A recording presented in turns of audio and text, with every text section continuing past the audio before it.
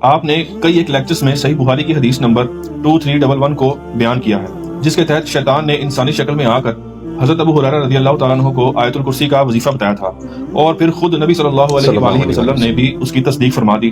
دوسری جانب قرآن حکیم میں کئی مقامات پر شیطان کو جھوٹا اور دغاباز قرار دیا گیا ہے، تو پھر شیطان کیوں کر سچ بول سکتا ہے؟ مجھے تو صحیح بخاری کی یہ حدیث 100% جھوٹی اور فراڈ لگتی ہے، اور مجھے آپ کے دماغ میں 100% نقص نظر آتا ہے۔ اگر یہی بات ہم آپ کو قرآن سے نکال دیں پھر تو آپ کا گلہ ختم ہو جائے گا۔ پہلی بات ہے، یہ جو حدیث ہے نا صحیح بخاری کی 2311، اس کی تصدیق نبی صلی اللہ علیہ وآلہ وسلم نے خود حضرت ابو ہریرہ کی وہ تصدیق اس میں کی۔ کافی لمبی حدیث ہے، اس کا کنکلوژن یہ ہے کہ 3 راتوں تک شیطان انسانی شکل میں حضرت ابو ہریرہ کو ملتا رہا اور مال غنیمت میں سے اس نے چوری کی کوشش کی۔ حضرت ابو ہریرہ کو چونکہ علم غیب نہیں تھا، یہ تو بات کی پیداوار ہے نا بزرگوں کے حوالے سے، اور صحابہ کے جن کے گھوڑے کے قدموں کی خاک اگر وہ گھوڑے کے نتنوں میں لگے اس کو کوئی بابا بزرگ نہیں پہنچ سکتا، وہ بیچارے تو کوئی علم غیب نہیں رکھتے تھے، بابے رکھتے ہیں۔ یہ میں جھوک کے طور پہ بات کروں آپ کا دماغ کھولنے کے لیے۔ تو حضرت ابو ہریرہ کو 3 راتوں تک نہیں پتا چلا کہ یہ انسانی شکل میں شیطان آ کے مال غنیمت سے چوری کی کوشش کر رہا ہے، جس کی چوکیداری نبی صلی اللہ علیہ وآلہ وسلم نے حضرت ابو ہریرہ رضی اللہ تعالیٰ عنہ کے ذمہ کی ہوئی تھی۔ اور نبی علیہ السلام کو جب صبح آگے بتاتے تھے تو نبی علیہ السلام کہتے تھے اب پھر آئے گا۔ آخری بار جب وہ آیا نا تو حضرت ابو ہریرہ نے ارادہ کیا کہ میں اب تو پکڑ کے حضور کے حوالے کروں گا، تو وہاں اس نے ایک سمجھ لیں کہ جس کو کہتے ہیں مدنی رشوت کے طور پر ایک وظیفہ بتایا اور کہا کہ تم مجھے اس دفعہ چھوڑ دو، میں تمہیں ایک ایسا وظیفہ بتاتا ہوں کہ تم رات کو بستر پہ جاتے وقت اگر آیت الکرسی سورۃ البقرہ کی آیت نمبر 255 اللہ لا الہ الا هو الحی القیوم سے لے کر وہو العلی العظیم تک پڑھ لو تو شیطان تمہارے قریب نہیں آئے گا اور اللہ تعالیٰ تمہاری حفاظت پہ ایک فرشتہ مقرر کر دے گا۔ اس پہ حضرت ابو ہریرہ نے اسے چھوڑ دیا۔ نبی علیہ السلام کے پاس صبح پیش ہوئے تو آپ فرمائے 3 راتوں سے جو تمہارا مہمان تھا نا، چوتھی رات تو ظاہر وہ آئی نہیں، پھر یہ شیطان تھا جو انسانی شکل میں آیا ہے، وہ جھوٹا ہے لیکن اس نے یہ بات سچی کی ہے کہ جو آیت الکرسی پڑھ لے اس کی حفاظت پہ ایک فرشتہ مامور ہو جائے گا۔ تو اس میں اب یہ اعتراض کرنا کہ بھی شیطان چونکہ جھوٹا ہے، مکار ہے، فریبی ہے، وہ کیسے یہ سچ بول سکتا ہے؟ شیطان کے جھوٹا، مکار اور فریبی ہونے سے آپ نے یہ چیز کیسے ڈیڈکٹ کر لی کہ وہ ہمیشہ ہی جھوٹ بولے گا، کبھی سچ بھی بول سکتا ہے؟ اس طرح کا آپ کو سچ ہم قرآن سے دکھا دیتے ہیں اور اللہ نے اس کی اس بات کے سچ ہونے کے اوپر اپنی مہر بھی لگائی ہے۔ سورہ الاعراف کے اندر، سورہ الحجر کے اندر بڑی ڈیٹیل کے ساتھ قصہ آدم اور ابلیس اللہ تعالیٰ نے بیان فرمایا ہے۔ اس میں سورۃ الحجر کے اندر جب اللہ تعالیٰ نے قصہ آدم اور ابلیس کو بیان کیا ہے تو وہاں پر اللہ تعالیٰ فرماتا ہے کہ وہ پوری بات چلتے ہوئے یہاں اس نیچ پہ جب پہنچتی ہے کہ شیطان کو اللہ تعالیٰ مہلت دے دیتا ہے قیامت تک کے لیے، تو شیطان کہتا ہے قال ربی بما اغویتنی لأزینن لہم فی الارض، وہ کہتا ہے اے میرے رب۔ اب آپ دیکھیں رب مان رہا ہے، وہ بھی یہ سچی بات کر رہا ہے، شیطان رب مان رہا ہے اللہ کو، لیکن ساتھ کیا کہہ رہا ہے جس طرح تو نے مجھے گمراہ کیا، بولے اعوذ باللہ، اللہ نے گمراہ نہیں کیا تھا۔ اس کا کہنے کا مقصد بھی یہ تھا کہ تو نے مجھے اس آزمائش میں ڈالا کہ میں اب تیرا نافرمان ہو گیا۔ لأزینن لہم فی الارض، میں ضرور بالضرور انسانوں کے لیے زمین میں مزین کر دوں گا، وَلَأُغْوِيَنَّهُمْ أَجْمَعِينَ، اور میں ان سب کے سب کو گمراہ کر دوں گا، إِلَّا عِبَادَكَ مِنْهُمُ الْمُخْلَصِينَ، سوائے جو تیرے مخلص بندے ہیں نا ان کے سوا میں سب کو گمراہ کر دوں گا۔ یہ اس نے ایک دعویٰ کیا تھا۔ اب یہ دعویٰ اس کا جھوٹا تھا یا سچا؟ قرآن نے تصدیق کی ہے کہ اس نے اپنا وعدہ جو کیا تھا وہ سچا کر دکھایا، اور اس کا ذکر ہے سورہ سبا کے اندر پارہ نمبر 22 میں۔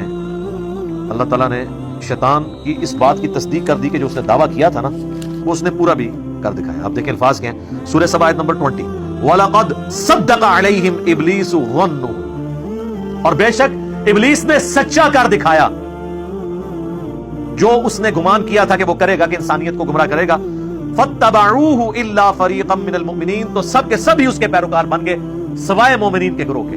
اکثریت تو آج بھی دیکھ لیں، پریکٹیکلی بھی نظر آ رہا ہے کہ شیطان نے جو کہا تھا کہ اللہ میں کر دوں گا، اس نے گمراہی والا سچ بولا تھا جو اس نے پورا کر دکھایا، اور اللہ کہہ رہا ہے کہ سچ کر دکھایا۔ وَمَا كَانَ لَهُ عَلَيْهِمْ مِنْ سُلْطَانٍ، اور شیطان کے لیے یہ طاقت نہیں تھی کہ ان کے اوپر کوئی گرفت رکھتا، یعنی وہ زبردستی نہیں ان کو کیا بلکہ صرف دعوت دے کے، إِلَّا لِنَعْلَمَ مَن يُؤْمِنُ بِالْآخِرَةِ، تاکہ اللہ تعالیٰ جانچ لے کہ کون واقعی آخرت کے اوپر ایمان رکھتا ہے اللہ تعالیٰ کی جواب دہی پر، ممن ہوا منہا فی شک، اور کون شک میں ہے، وَرَبُّكَ عَلَىٰ كُلِّ شَيْءٍ حَفِيظٌ، اور تمہارا رب جو ہے وہ ہر چیز کے اوپر نگہبان ہے۔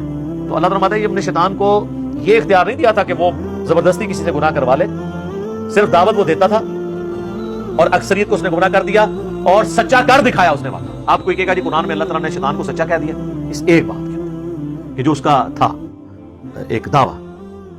تو اللہ سے پناہ مانگنی چاہیے. اعوذ باللہ السمیع العلیم من الشیطان الرجیم من ہمزہ ونفخہ ونفثہ ولا حول ولا قوۃ الا باللہ العلی العظیم. یہ تو دنیا میں اس نے سچ کر دکھایا نا, آخرت میں بھی ایک بات ہے اس کی عبرت والی, جس میں میری یوٹیوب پہ ایک ویڈیو بھی ہے, شیطان سے آخری ملاقات, سورہ ابراہیم کی آیت نمبر 22. وقال الشیطان لما قضی الامر, اور شیطان کہے گا جبکہ جنتیوں کے جنت میں جانے کا اور جہنمیوں کے جہنم میں جانے کا فیصلہ ہو چکے گا. ونعوذ باللہ تعالی. اللہم انا نسألک جنت الفردوس مع النبیین والصدیقین والشہداء والصالحین آمین. اللہم اجرنا من النار آمین. شیطان کہے گا ان اللہ وعدکم وعد الحق, بے شک اللہ نے جو تم سے وعدہ کیا تھا نا وہ تو سچا وعدہ ہے اور اس نے وہ پورا کیا. ووعدتکم, اور جو میں نے تم سے وعدہ کیا تھا, فاخلفتکم, تو میں آج اس کے خلاف چلتا ہوں. شیطان نے تو کوئی فزیکلی کسی سے وعدہ نہیں کیا. شیطان نے جو وعدہ کیا تھا وہ کیا تھا؟ اللہ بڑا غفور رحیم ہے, معاف کر دے گا, کم چوک کے رکھ. یہ شیطان نے جھوٹا وعدہ دیا ہوا تھا. یہ وعدہ ہے شیطان کا. مجھے بتائیں, شیطان اگر آپ کو آگے کہے کہ خیر ہے گناہ کا کام کر لے, اس پہ تجھے جنت ملے گی, کوئی بیوقوف بھی اس کی بات مانے گا؟ شیطان وعدہ اس طریقے سے نہیں کرتا. شیطان یہ کہتا ہے خیر ہے ابھی بڑی عمر پڑی ہے, توبہ کر لیں, خیر ہے اللہ نے تیری نمازیں نہیں چاہیے, وہ معاف کر دے گا. جھوٹا وعدہ.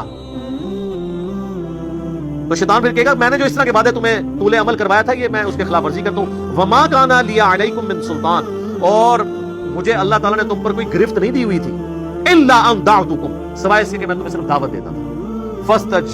فاستجبتم لی, اور تم نے میری دعوت قبول کر لی.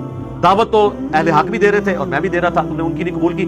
یہ نہیں ہوا کہ اذان ہوئی ہے تو میں نے تمہیں مسجد میں جاتے وقت تمہارے پاؤں پکڑ لیے یا مسجد کے دروازے کے سامنے کھڑے ہو کر تمہیں مسجد میں جانے سے روک لیا.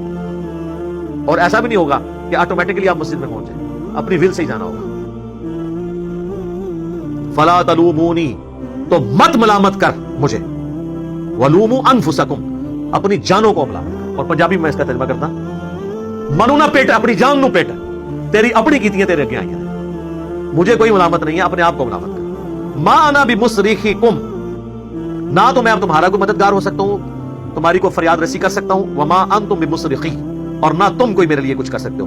انی کفرت بما اشرکتمونی من قبل, اور میں اس سے بھی انکار کرتا ہوں کہ تم جو اللہ کے ساتھ مجھے دنیا میں شریک ٹھہرایا کرتے تھے, میں اس سے بھی لانے برات کرتا ہوں. لیکن یہ ہو رہا ہے آخرت میں. تو اس وقت تو جس نے دنیا میں پیروی کیا وہ واپس جا کے انڈو تو نہیں کر سکتا, کہ نئی زندگی تو نہیں حاصل کر سکتا. ان الظالمین لہم عذاب علیم, بے شک ظالموں کے لیے دردناک عذاب ہے. والعیاذ باللہ.